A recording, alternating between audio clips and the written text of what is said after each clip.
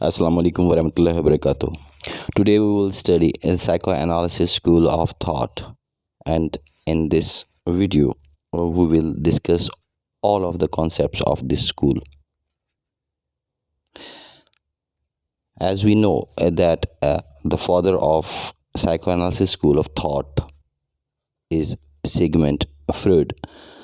He was an Austrian neurologist born on 6th May 1856 in Austrian Empire and died on 23rd September 1939 in UK in the age of 83. He studied human behavior and human mind and explained how mind works. He is considered as father and founder of psychoanalysis. In his theories, Sigmund Freud mainly discussed about physical pleasure and sex, that how physical pleasure and desires means how sexual instincts affects the human mind and behavior. Because of this, he was scandalized and faced controversies. His major contribution in the field of psychology is a book, The Interpretation of Dreams in German Language, and was published on 4th November 1899 by Sigmund Freud, and this book was later on translated into English in 1913. In his book, he explained how dreams are connected to your real life. As Freud was a neurologist, he decoded dreams of almost 1,000 patients, and in his book, he explained that dream is fulfillment of suppressive desires. Feelings when we fall asleep, our unconscious mind shows those unfulfilled desires in the form of dreams and try to fulfill desires. When we awake, our conscious mind erases those dreams and we remember only fragments of that dream. Psychoanalysis is a school of thought out of 23 schools of thought. The primary assumption of this school of thought is the belief that all people possess unconscious thoughts, feelings, desires, and memories. Through this process, people are able to gain insight into their current state of mind. It was originally developed by Freud at the end of 19th century. As an Austrian physician, Freud started to change the face of psychology. Freud worked with Jean Martin Charcot at the end of 1800s. Charcot used the hypnosis to treat women suffering from hysteria. Freud developed his own method of talk therapy and the other therapeutic techniques like free association, dream analysis, and transference. And we will discuss this free association, dream analysis, and transference in this video.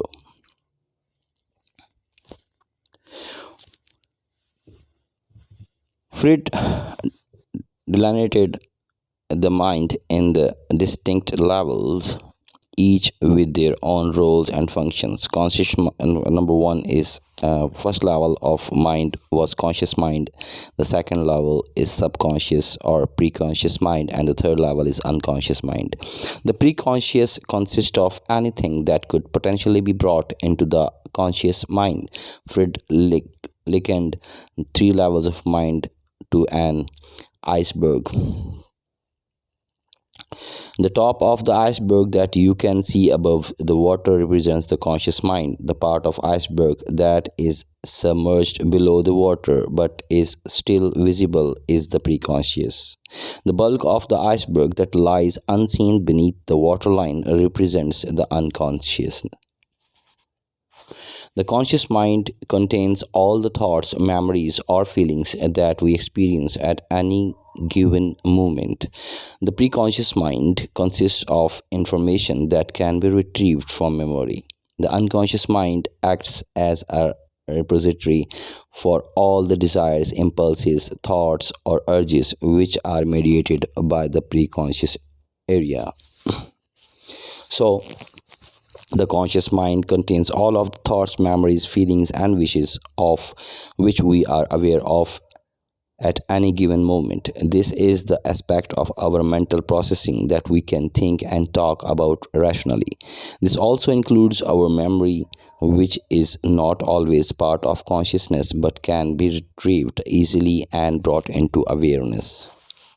Subconscious or preconscious is the storage point of any recent memories needed for quick recall, such as what mobile number is or name of a person you just met. It also holds current information that you use every day, such as your current recurring thoughts, behavior pattern, habits, and feelings. Subconscious and preconscious thoughts, behavior, memory consist of anything that could potentially be brought into the conscious mind. The unconscious mind is where all of our memories and past experiences reside. These are those memories that have been repressed through trauma and those that have simply been consciously forgotten or no longer important to us.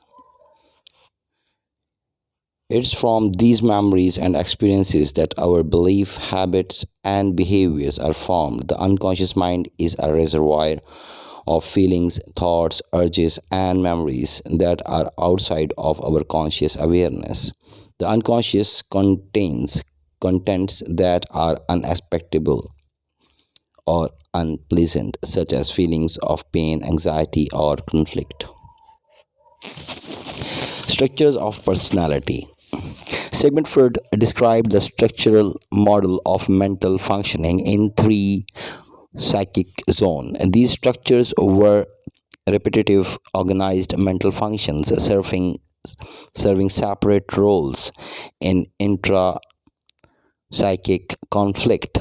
Three psychic zones are the id, which is a player principle, the superego, which is the morality principle, and the ego, which is the reality principle.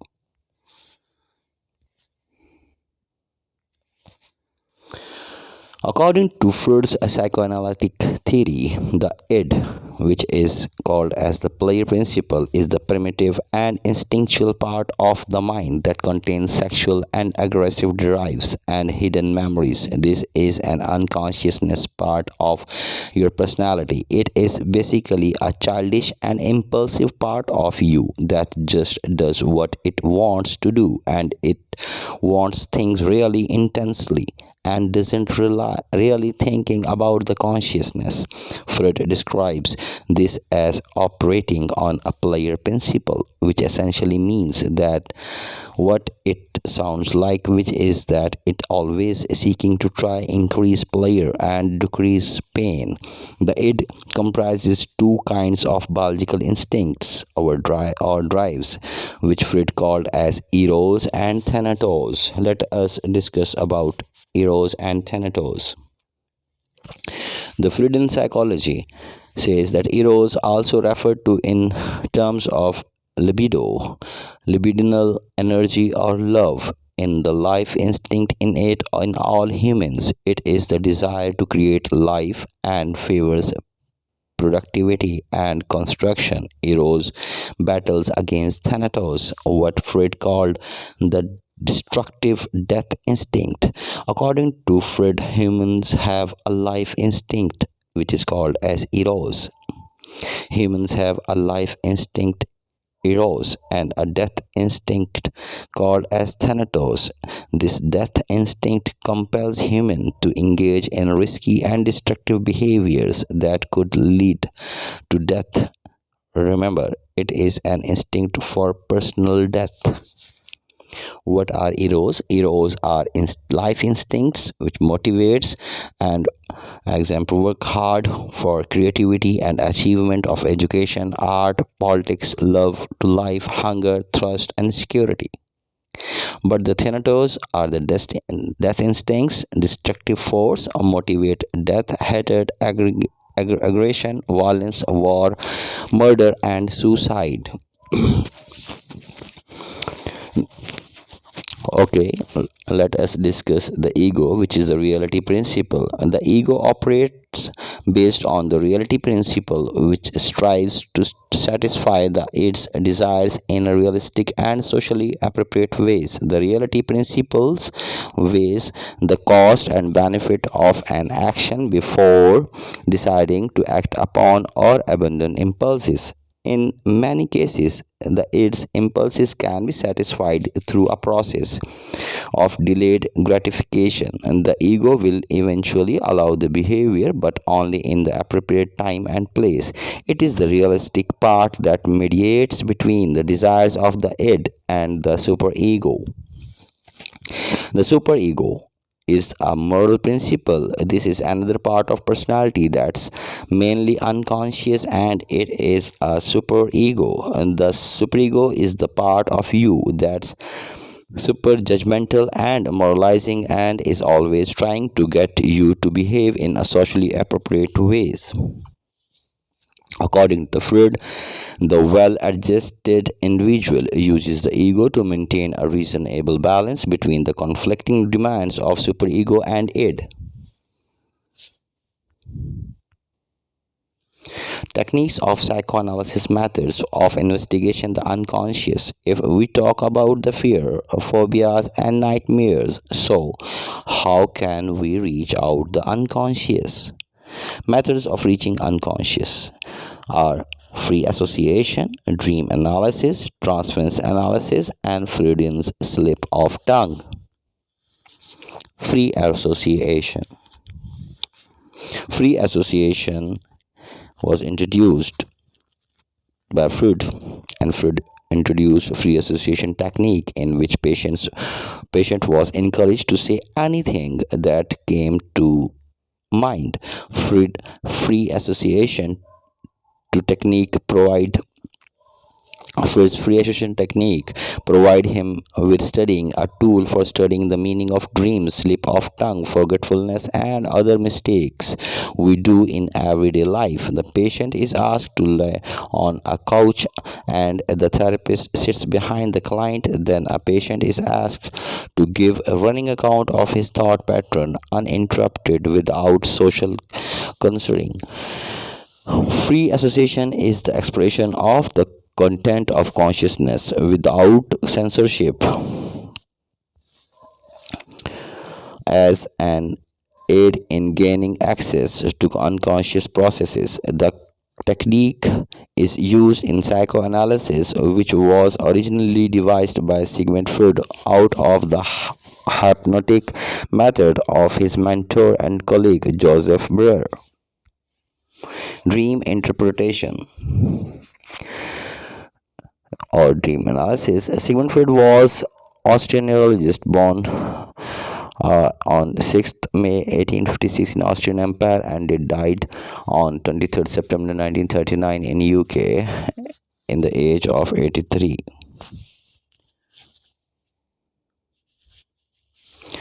Freud also discussed the dream in A Path to Reach Unconscious Mind. The interpretation of dream is the royal road to knowledge of unconscious activities of the mind. Dream has a connection with past experiences and memories. Sigmund Freud described that source of the contents of dream: significant experience, one or more experiences, strong desires, good experiences or bad experiences, good dreams and bad dreams, and dreams can use any part of dreamer's life. Transference. Transference is when someone redirects their feelings about one person onto someone else. During the therapy session, it usually refers to a person transferring their feelings about someone else onto the therapist. Counter transference is when a therapist transfers feelings onto the patient.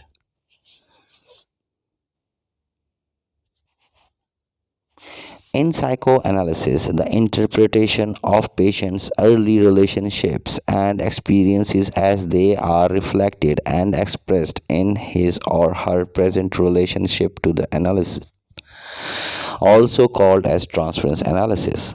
Transference is a phenomenon criticized by unconscious redirection of feelings from one person to another.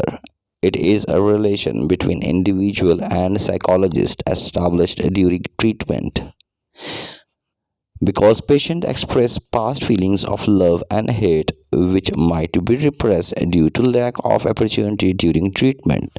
This love and hate may be for his parents, family members, siblings, or friends, etc. It's a powerful tool of therapists to know about likes and dislikes. For example, a patient says that I love doctor. It's a transference. And if the therapist says to his patient that I love you too, it's a counter transference. Types of transference. Transference refers to a way of responding to situation in the present by drawing pattern of behavior formed in childhood, especially as a result of traumas and difficulties. We are all to some extent involved in transference, like children we once were. It makes us very hard to live with. We need to become aware of how transference make us to respond to present situation with undue intensity and suspicion, defensiveness, or anxiety. Transference involves the projection of early relationship dynamics onto the therapist who represents an authority figure similar to patient's parents. For example, transference can take many forms. It may be reflected in comments about the therapist's clothing or office furnishings. It may take the form direct comments of admiration, dislike, love, or anger. The important point is that these reactions do not reflect current realities but have their roots in childhood. Types of transference are positive transference, negative transference, and counter transference. Positive transference. Here patient has positive attitude towards therapist and patient have good relations. Patient believes on therapist. For example, viewing your therapist as caring, supportive like your father. Negative transference. Here patient has negative attitude toward therapist. If patient has any problem with therapist, he considered him an enemy. For example, viewing a therapist as an ex spouse who has cheated her and start hating the therapist during the therapy session. Counter transference. Here therapist has both positive and negative attitude toward client. It is dangerous transference, so therapist should be professional. For example, a therapist project his own unresolved conflicts onto the client, or sometimes a romantic relationship with the client. Use of transference in therapy. Transference is a therapy. Transference in therapy may be unintentional. A patient redirects feelings about a parent, sibling, or spouse into the therapist. It could also be intentional or provoked. A therapist may actively work with a client to draw out feelings or conflicts. This way, they can better see and understand them. In all cases, a therapist should make the patient aware of when transference is happening. This way, a patient can understand what they are feeling. Unaddressed transference can be problematic for the patient. It may even prevent them from returning for treatment. This is counterproductive. Wish you best of luck. If you find my video useful, kindly like it and subscribe my channel and share it with your friends. Assalamu alaikum, Allah Hafiz.